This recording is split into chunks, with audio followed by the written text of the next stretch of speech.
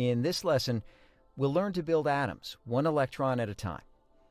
See, electrons obey quantum mechanics, and so they behave a little differently. The main way they are different is that their energy and position are quantized. Let's recall what that means by taking a look at a quantum particle in a 1D box. In classical mechanics, you can add any amount of energy to the particle, and it bounces between the walls. See, the particle is equally likely to be anywhere in the box. Go ahead and move the slider. See, this slider can increase or decrease the energy of the particle. We see that as the energy goes up, the ball moves faster, but it's still equally likely to be anywhere in the box. Now let's look at how a quantum particle behaves.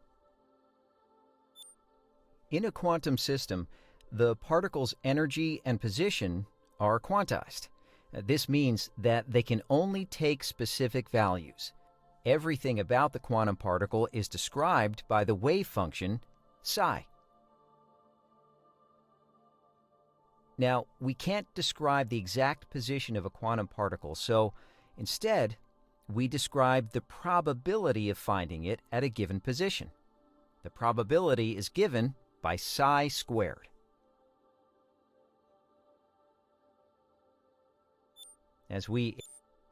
The quantum particle in a box can only have specific energies, and therefore has limited options for its probable positions. This is why we say that it's quantized. Now, go ahead and adjust the slider to see how increasing the principal quantum number changes the probability of where we find the particle. As we increase n, we're increasing the energy of the particle, and the most likely places we can find it move around the box. Now, electrons behave just like the particle, except they live in 3 dimensions, just like us. There are a few different ways we can represent the probable places to find an electron. One is called an isoprobability surface. Looking at our 1D example, we can take a position with a given probability of finding the electron.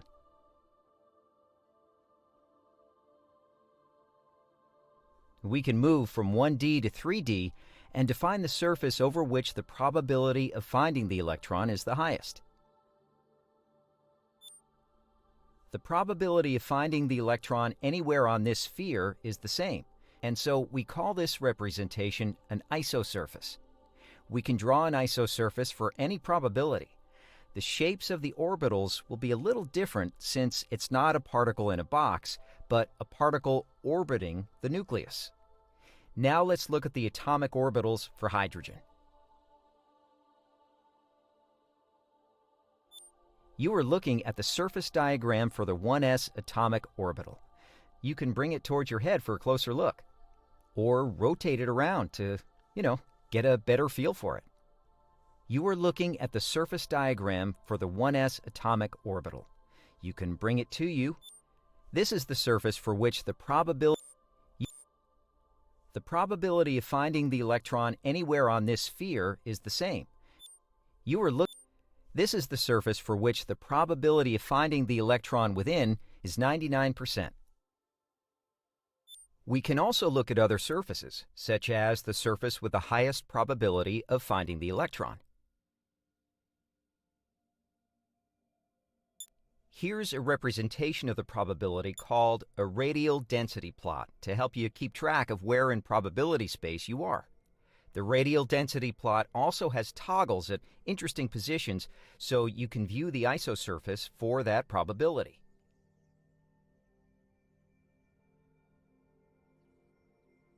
We can also look at the probability distribution everywhere in space.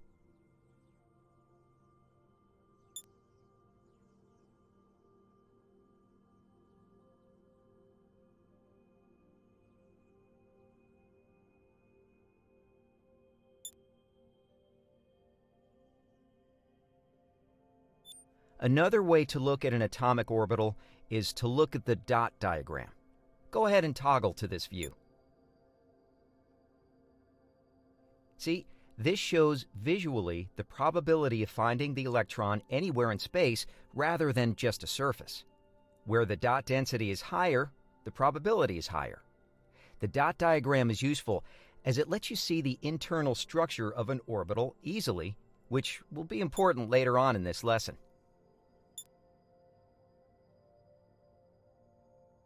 Now, let's review the definition of the different surfaces we just looked at.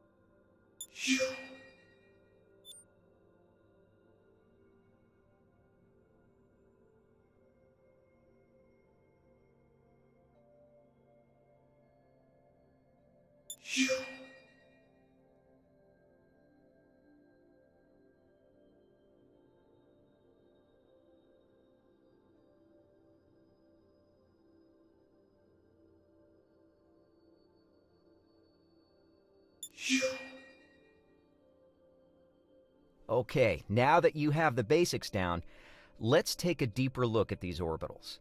Don't forget, you can always pick up, stretch out, and look inside the orbital.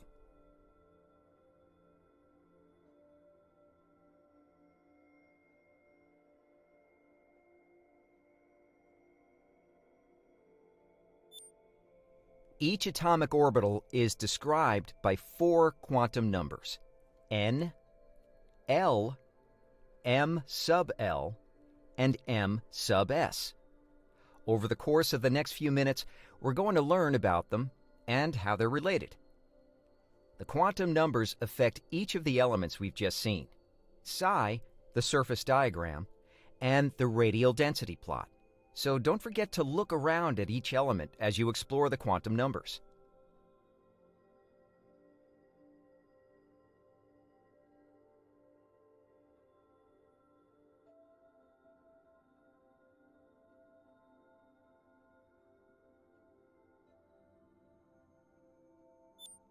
The principal quantum number, n, we've learned about already.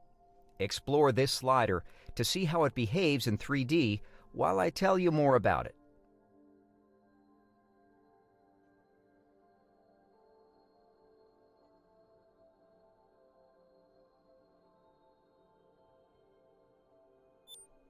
The principal quantum number, n, describes the size of an electronic orbital and can take integer values from 1 to infinity. In this lesson, we'll only look at n values from 1 to 4. As you adjust n, notice how psi and the radial density plot change too. Both of these depend on the value of n.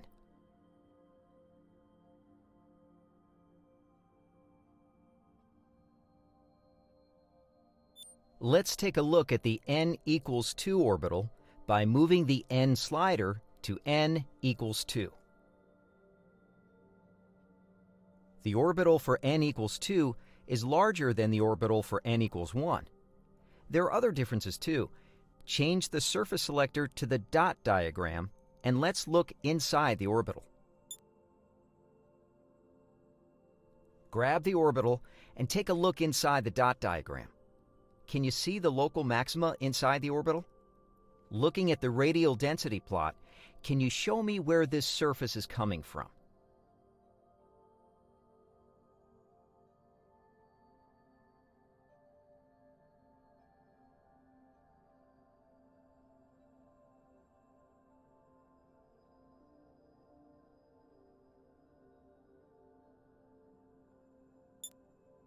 These two maxima are separated by a region where there is no probability of finding the electron.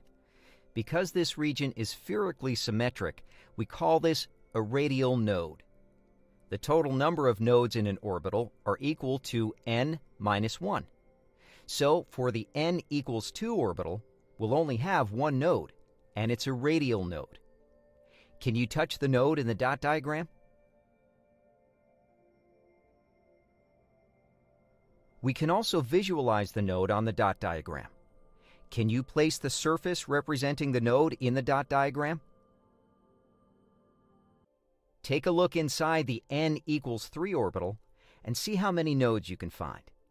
Then explore how changing the principal quantum number affects the elements in the lesson.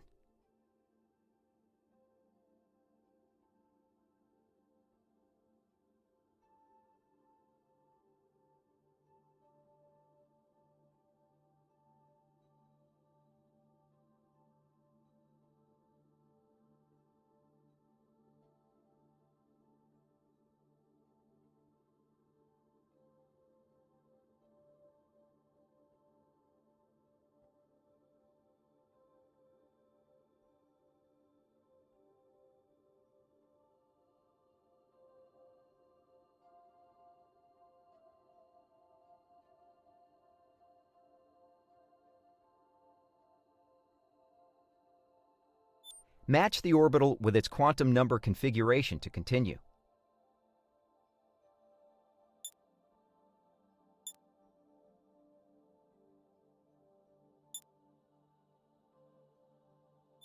And remember, you can always see the nodes by checking the node selector.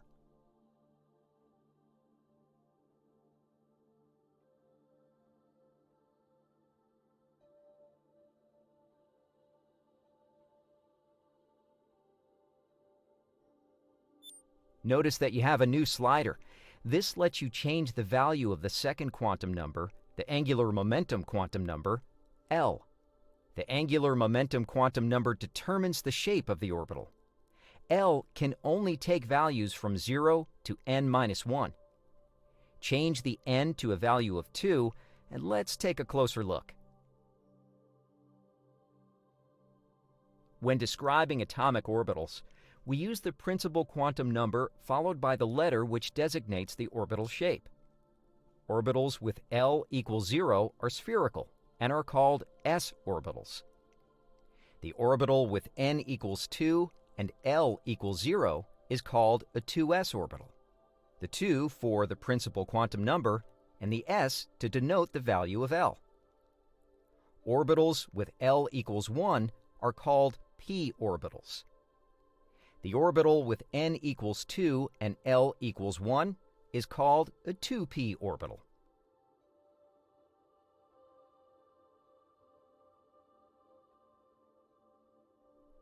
Take a look at the equation for psi while you change L between 0 and 1.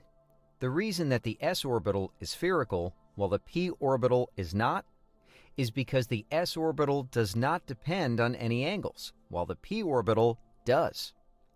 Let's take a closer look at the 2p orbital. We can also toggle to the dot. We can see from looking at the radial density plot, there are not radial nodes in the 2p orbital.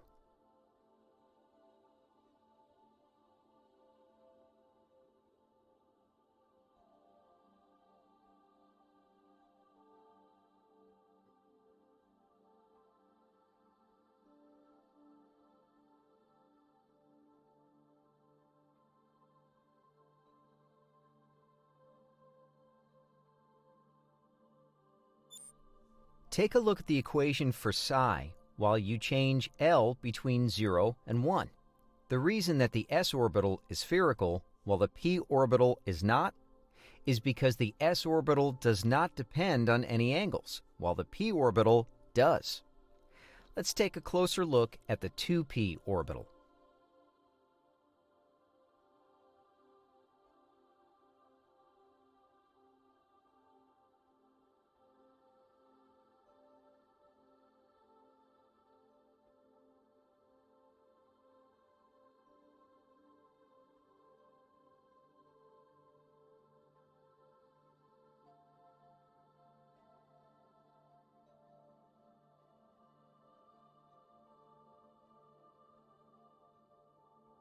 We can also toggle to the dot diagram view and take a look inside.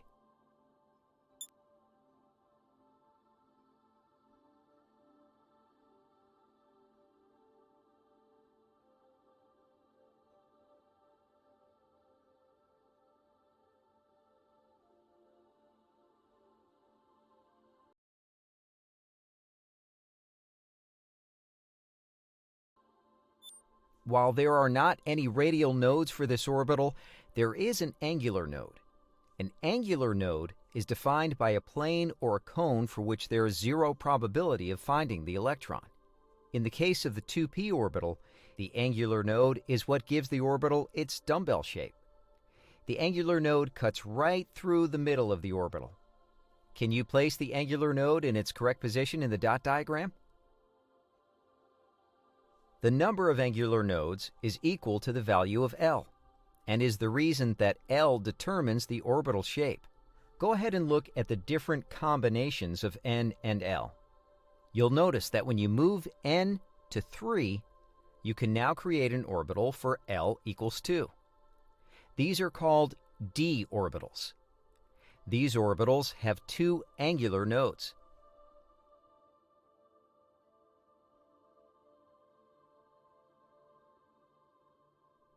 As you play with combinations of N and L, don't forget to look inside the orbital and at the radial density plot. See if you can figure out how many radial nodes and how many angular nodes are present in each orbital.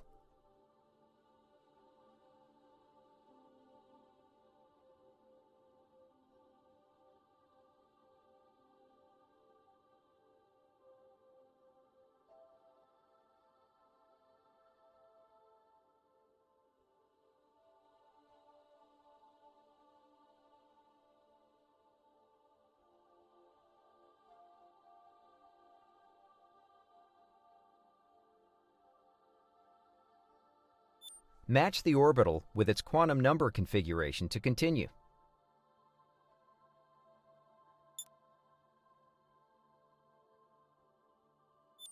This new slider is for m, the magnetic quantum number.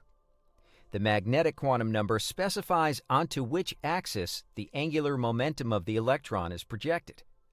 This is why we say the magnetic quantum number determines the orientation of an atomic orbital.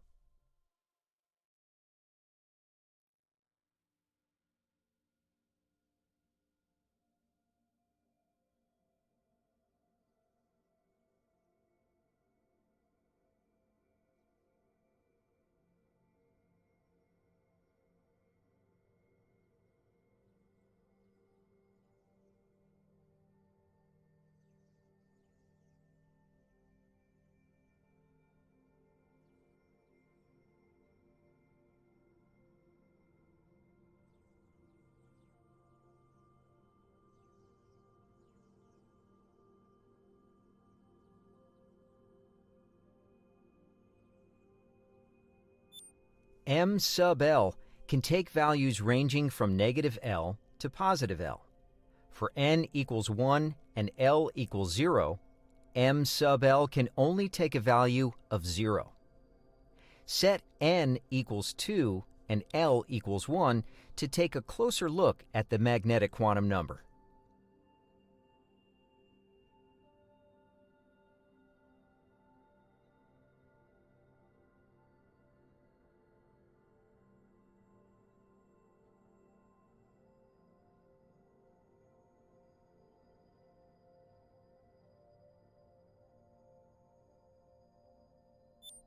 You can see that you can now select M sub L values ranging from negative 1 to positive 1.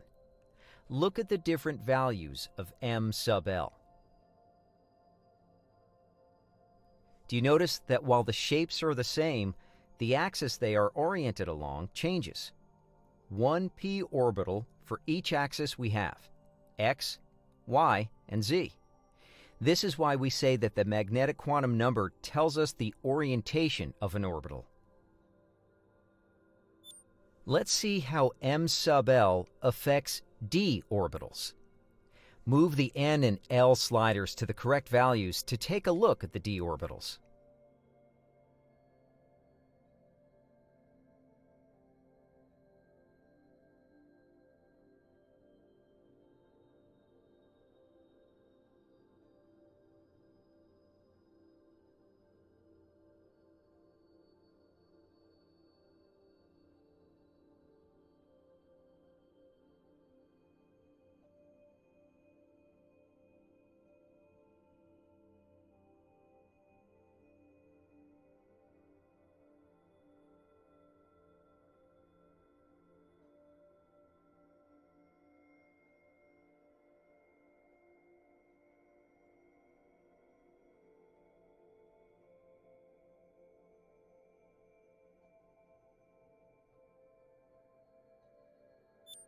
Now, d orbitals are more complicated, and so there are more ways to project the electron's angular momentum. Please explore the different values of m sub l while I tell you a bit more about m sub l. While most of the d orbitals look very similar, the d orbital for m sub l equals 0 has a different shape due to the way that its angular momentum is projected onto the coordinate system. For orbitals with L greater than 1, the m sub L equals 0 case will always have a different shape than the other orbitals. Oh, but one thing stays the same though: the total number of angular and radial nodes. So go ahead and feel free to explore the different combinations of n, L, and m sub L while we talk a little bit more about these atomic numbers.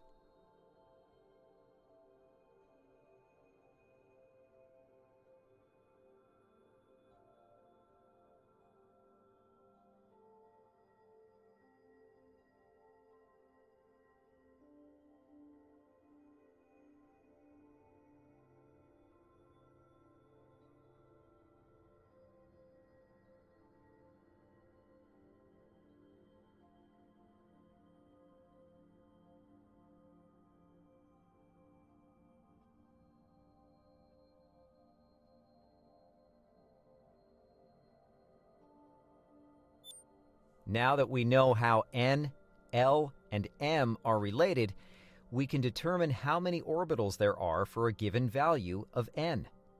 There will always be n squared total orbitals for any given n. Test this yourself while you explore the different combinations of quantum numbers.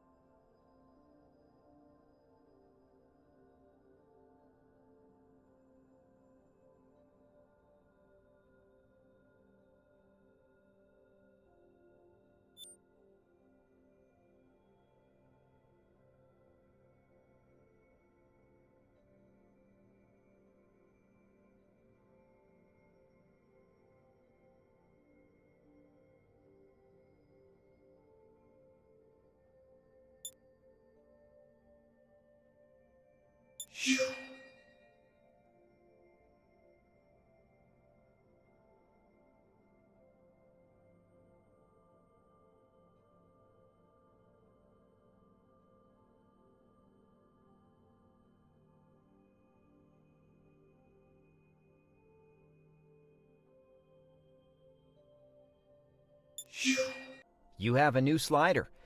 This is for the spin quantum number m sub s. Toggle that slider while I tell you a little bit about spin, and feel free to play with any of the sliders and see the effect on the orbital.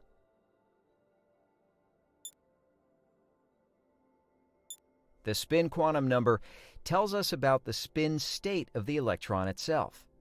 See, electrons have two possible configurations for their spin, either plus 1/2 or negative 1/2. Think of it as an electron spinning upwards versus downwards. The spin state is a purely quantum mechanical property of the electron and doesn't really have anything to do with how the electron is spinning, but this analogy is a good way to keep track of the two spin states in your head. Since m sub s doesn't have an effect on the orbital shape, size, or orientation, we need another way to keep track of it. You'll notice that we changed the color of the isosurface so we can visually keep track of the spin state.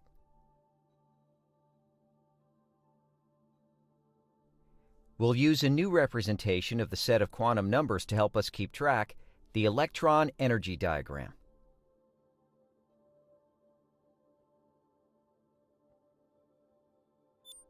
The electron energy diagram maps the energy of the different orbitals. For every combination of n, L, and m sub L, we can put a spin up and a spin down electron in it. Each of these will show up on the electron energy diagram as an up arrow or a down arrow depending on which spin you choose. Every unique orbital in the electron energy diagram is full when it has a spin up and a spin down electron in it. Take a look for yourself how the orbitals change for different m sub s values. Pay attention to the new energy level diagram as well. Notice the new Add button. When building atoms, you'll add each electron by specifying the 4 quantum numbers associated with it. Once you have the values of n, L, m sub L, and m sub s, you can click the Add button to add an electron to the atom. You'll see each orbital persist as you build the next electron state. Okay, so right now, we'll build up the electronic state of helium, which has 2 electrons. Go ahead and select the slider values to create a 1s. Take a look for yourself how the orbitals change for different m sub s values. Pay attention to the new energy level diagram as well. Notice. Okay, so right now, we'll build up the electronic state of helium, which has 2 electrons. Go ahead and select the slider values to create a 1s orbital with m sub s equals 1/2 and add it. Now please add the 1s orbital for which m sub s equals -1/2. Now that we've learned about the 4 quantum numbers and how they're related, we're almost ready to build some atoms. First, we'll learn a few rules that govern the order we put electrons into orbitals or what quantum numbers an electron will adopt before others. The first rule we need to know is the Aufbau principle, which states that electrons will fill the lowest available energy level before moving on to fill higher energy levels. Now, what this practically means is that electrons will fill the 1s state before moving on to the 2s state, and so on. Energy level diagrams are helpful as they tell us what the order of increasing energy is for the orbitals. So let's practice this once. Now, given the configuration of the electron energy diagram and recalling the Aufbau principle, can you add the next orbital?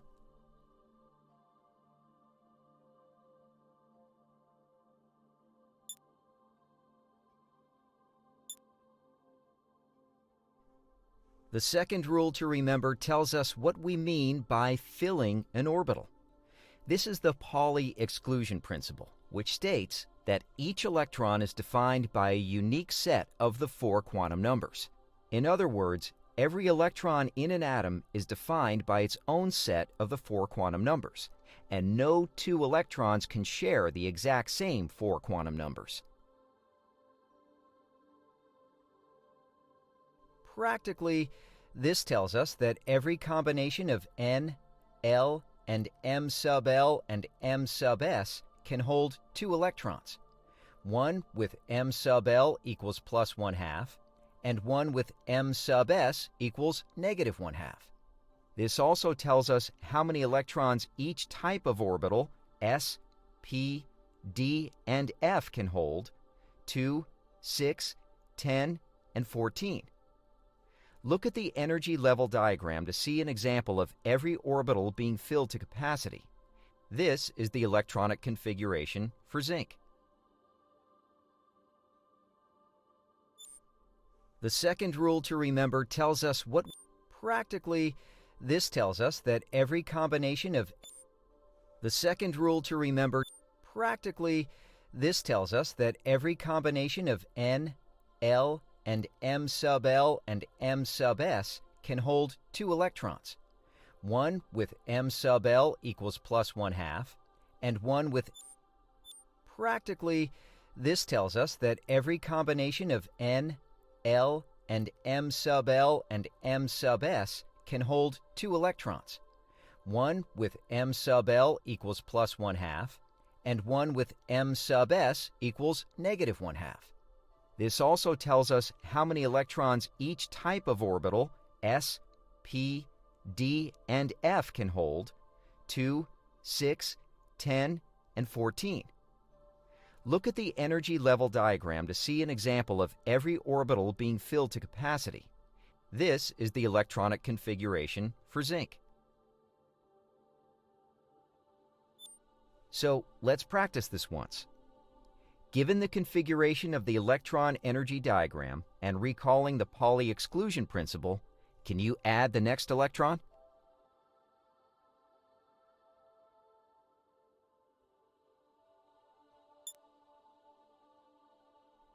The last rule that we need to know is Hund's rule, which says that orbitals in the same subshell are filled by a single electron until all orbitals within that subshell are singly filled.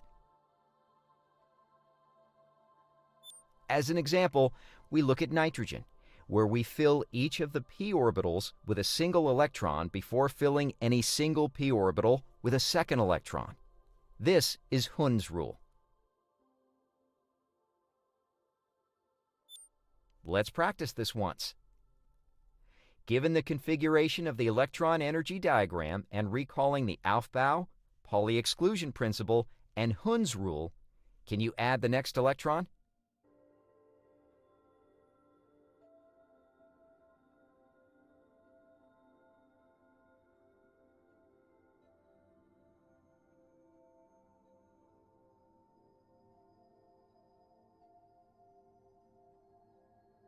As an example, let's practice this once. Given the configuration of the electron energy diagram and recalling the Aufbau, Pauli exclusion principle, and Hund's rule, can you add the next electron?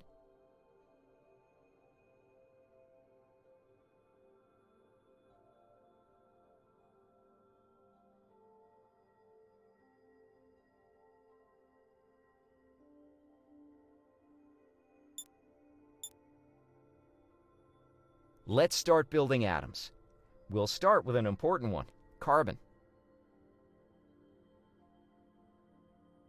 Carbon has 6 electrons, and that means we're going to have to create 6 combinations of the quantum numbers to build the carbon atom. Obeying the rules we just talked about, build carbon 1 electron at a time.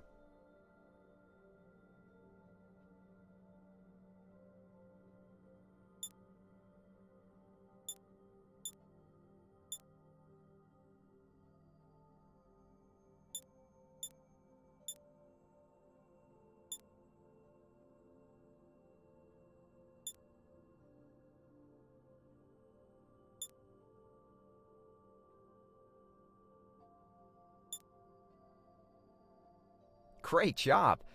This is the surface diagram for carbon. Remember that we can look inside the atom to see the nodes and internal structure.